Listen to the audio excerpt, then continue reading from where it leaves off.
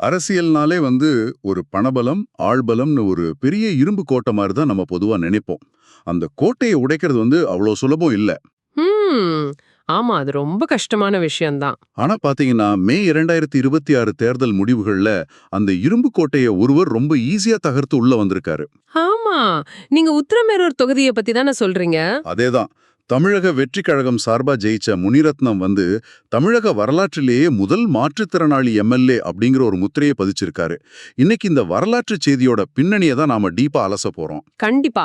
இந்த வெற்றியோட தாக்கம் எந்த அளவுக்கு பெரியதுன்னா, இது சும்மா ஒரு புது கட்சியின் வெற்றி அப்படின்னு மட்டும் நாம சுருக்கிட முடியாது. ஓ, ஏன் அப்படி சொல்றீங்க? அதாவது அவர் யார தோக்கடிச்சிருக்காருன்னு பார்க்கணும்.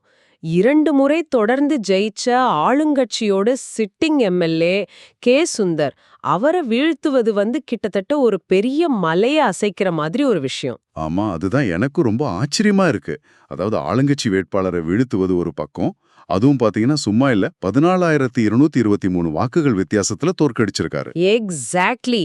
பாமக, அப்புறம் நாம் தமிழர் கட்சி இவங்களெல்லாம் பல மடங்கு வாக்கு வித்தியாசத்துல ரொம்ப பின்னுக்கு தள்ளித்தாரு முனிரத்னம். சரி, இப்போ எனக்கு ஒரு கேள்வி. ஒரு மாற்றுத்திறனாளி வேட்பாளர் இவ்ளோ பெரிய வித்தியாசத்துல ஜெயிக்கிறதுக்கு நடிகர் விஜய் அவருக்காக செஞ்ச அந்த தீவிர பிரச்சாரம் தான் முழு காரணமா, இல்ல வேற ஏதாவது இருக்கா? விஜயோட அந்த சூறாவளி பிரச்சாரமும் கட்சியோட வீச்சும் ஒரு மிகப்பெரிய ஊந்து சக்தி. அதுல எந்த சந்தேகமும் இல்ல. ஆனா வெற்றியை அதுல மட்டும் சுருக்கி பார்க்க கூடாது. ம். ஏன்னா முனிரத்னம் நேற்றோ முந்தானாலோ அரசியலுக்கு வரல. அவர் 2009 இருந்தே மக்கள் இயக்கத்துல தொடர்ந்து களப்பணியாற்றி வர்றாரு. ஓ! அப்படியா? 15 வருஷமா இருக்காரா? ஆமா.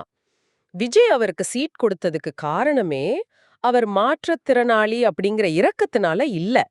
அவரோட இந்த 15 வருட கால உழைப்பு பார்த்துதான்.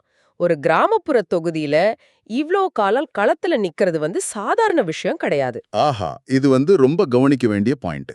அதாவது இரக்கத்த மூலதனமா வைக்காம களப்பணிய வச்சு வாங்கின அங்கீகாரம் இது. ஏன்னா அவர் 50% உடல் குறைபாடு கொண்டவர், கேலிபஸ் போட்டுட்டு நடக்கிற ஒருத்தரால இவ்ளோ தீவிரமா களப்பணியாற்ற முடியுதுன்றது பெரிய விஷயம். கண்டிப்பா.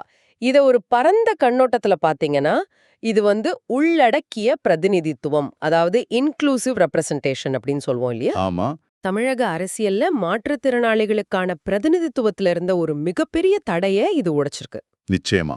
அப்போ இந்த அங்கீகாரம் மத்த அரசியல் கட்சிகளுக்கு ஒரு முன்னுதாரணமா மாறும் நம்பலாம். ஆனா சட்டசபைக்குள்ள நுழைஞ்ச பிறகு அவரோட செயல்பாடு எப்படி இருக்கும்னு நினைக்கிறீங்க? இங்கதான் விஷயமே ரொம்ப சுவாரஸ்யமா மாறுது. முனிரத்னத்தோட வெற்றிக்கு பிந்தைய முதல் பேட்டிகளை நீங்க கவனிச்சீங்களா?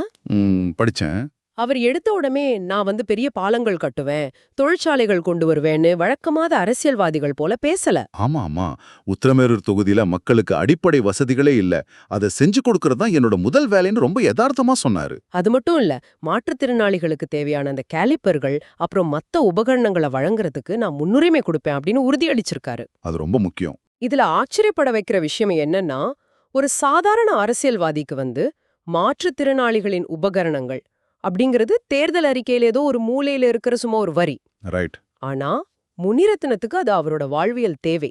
அந்த கேலிபர்ஸோட அவசியமும் வலியும் அவருக்கு நேரடியா தெரியும். அந்த பிரச்சனைகளை நேர்ல அனுபவிச்சவங்க அதிகாரத்துக்கு வரும்போது திட்டங்கள் எவ்ளோ யதார்த்தமா மாறுது பாருங்க. ரொம்ப சரியா சொன்னீங்க.